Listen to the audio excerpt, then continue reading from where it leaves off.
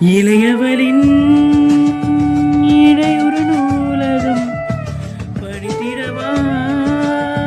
பணிவிழும் இரவுகள் ஆயிரம் இடைவெளி எதற்கு சொல் நமக்கு உன்னானம் ஒரு முறை விடுமுறை எடுத்தால் என்ன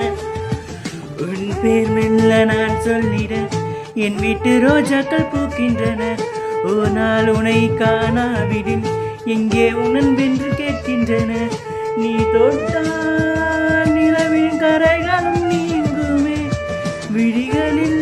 விழுந்திடும் அழுத நீர் வீழ்ச்சியே